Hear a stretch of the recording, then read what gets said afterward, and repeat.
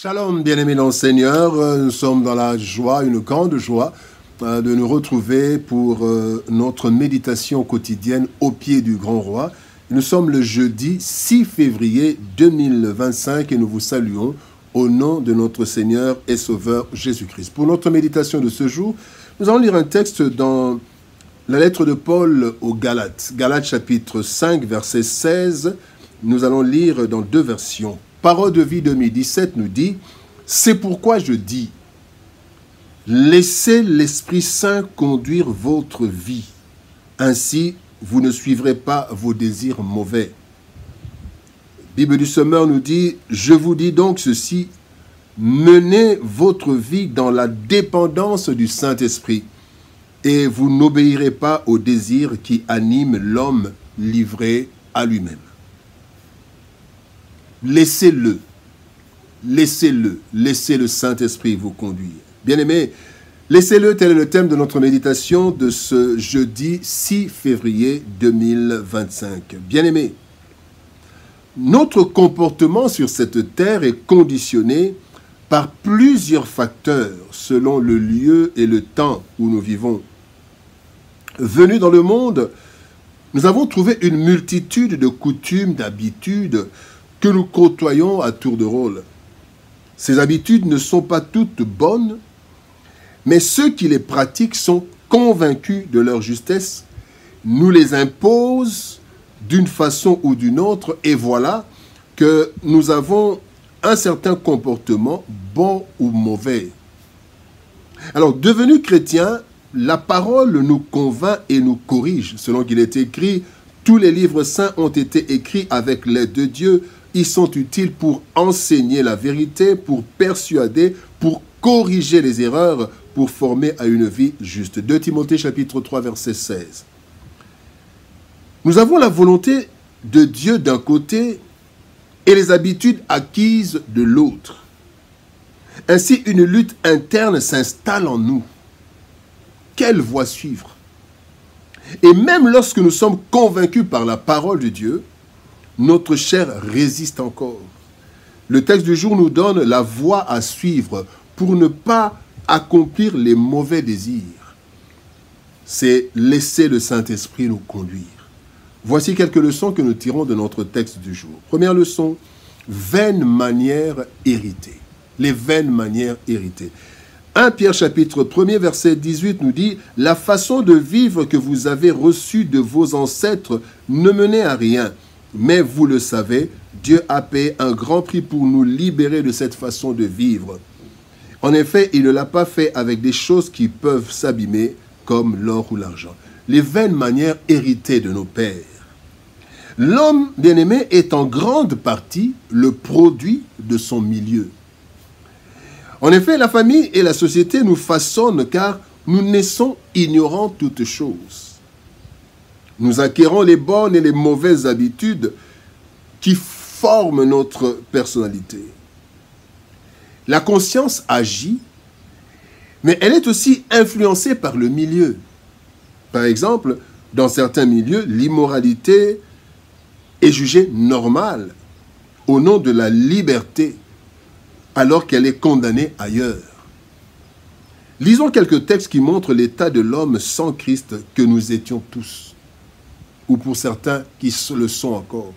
Ésaïe 53, verset 6 nous dit « Nous étions tous errants comme des brebis, chacun suivait sa propre voie. » Éphésiens 2, 3 nous dit « Nous tous aussi, nous étions de leur nombre, et nous vivions autrefois selon les convoitises de notre chair, accomplissant les volontés de la chair et de nos pensées, et nous étions par nature des enfants de colère, comme les autres. » Colossiens 3, 5 dit « Faites mourir les membres qui sont sur la terre, l'impudicité, l'impureté, les passions, les mauvais désirs et la cupidité qui est une idolâtrie. » Voilà donc, bien-aimés, les manières que nous avons héritées. Le deuxième point, parlons de la nouvelle création. 2 Corinthiens chapitre 5, verset 17 nous dit « Alors si quelqu'un est uni au Christ, il est créé à nouveau. Ce qui est ancien est fini, ce qui est nouveau est là. » Devenus de nouvelles créatures, nous avons vécu une certaine période, plus ou moins longue, d'errance et de méconduite interne ou externe, sans le vouloir ou avec notre conscience. Et une fois devenu chrétien, la Bible nous interpelle. Matthieu chapitre 3, verset 8 nous dit « Produisez donc du fruit digne de la repentance ». En théorie, tout est facile. Mais dans la pratique, l'apôtre Paul relève la difficulté dans Romains chapitre 7, versets 22 et 23. Il est dit « Au fond de moi-même, la loi de Dieu me plaît, mais je trouve dans mon corps une autre loi. Et elle lutte contre la loi avec laquelle mon intelligence est d'accord. Cette loi me fait prisonnier de la loi du péché qui est en moi. » Bien-aimés, nous sommes régénérés spirituellement, certes, mais deux choses. La chair est toujours marquée par la vie du monde. Voilà pourquoi Christ dit dans Marc chapitre 14, verset 38, « Veillez et priez, afin que vous ne tombiez pas dans la tentation. L'esprit est bien disposé, mais la chair est faible. » La deuxième chose, c'est que nous sommes devenus de nouvelles créatures, mais en nous vit encore, bien-aimés, le vieil homme.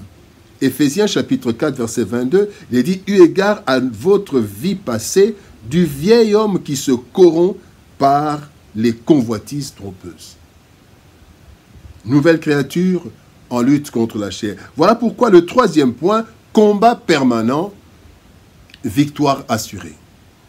Galates chapitre 5, verset 17 nous dit « Ces désirs mauvais luttent contre l'Esprit Saint, et l'Esprit Saint lutte contre ses désirs.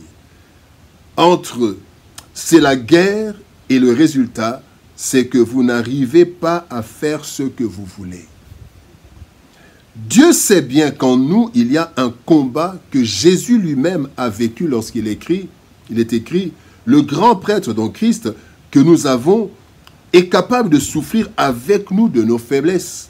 En effet, comme nous, il a été tenté en toutes choses, mais lui n'a pas péché. Hébreux chapitre 4, verset 15. La force de Christ est composée particulièrement de deux choses. Premièrement, la plénitude du Saint-Esprit. Acte 10, 38 nous dit « Vous savez comment Dieu a oint du Saint-Esprit et de force Jésus-Christ. » Deuxième composante de la force du Christ, c'est l'obéissance totale à la volonté de Dieu. La Bible dit dans Jean 5, 30, « Je ne puis rien faire de moi-même selon que j'entends et je juge, et mon jugement est juste parce que je ne cherche pas ma volonté, mais la volonté de celui qui m'a envoyé. » Voilà pourquoi, bien-aimés, le Seigneur nous a dit dans le texte du jour, « Laissez l'Esprit Saint vous conduire. » Et pour y parvenir, nous devons, 1. Nous attacher à la parole de Dieu, la lire, la méditer, lui obéir. Josué 1,8, que ce livre de la loi ne s'éloigne pas de ta bouche. Mets en pratique ce livre de la loi. Deuxième chose, nous devons développer notre intimité avec le Saint-Esprit par une vie de prière régulière, constante. Jean 16, 13 nous dit « Quand le Consolateur sera venu, l'Esprit de vérité, il vous conduira dans toute la vérité. » Mais alors, il faut que nous puissions développer notre intimité avec le Saint-Esprit dans la prière. Un combat permanent en nous, celui entre la chair et l'esprit. En effet, tel est le combat interne du chrétien. Nous sommes incapables de nous-mêmes de pencher d'un côté ou d'un autre, tellement les pressions sont fortes des deux côtés. Notre salut, c'est le secours du Saint-Esprit. Ainsi, par une vie de surveillance personnelle, par la méditation de la parole de Dieu et par la prière régulière, nous pourrons laisser le Saint-Esprit nous conduire. Alors nous n'accomplirons plus les mauvais désirs de la chair. Laissons-le nous conduire. Prions.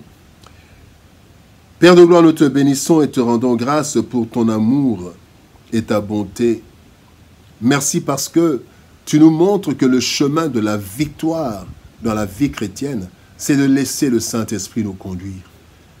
Car, Seigneur de gloire, nous ne pourrons pas lutter contre la puissance de la chair seul. Mais le Saint-Esprit qui vient avec une puissance pour nous faire devenir des témoins. Le Saint-Esprit nous donne la force et nous penchons du côté de l'Esprit. Seigneur, aide-nous.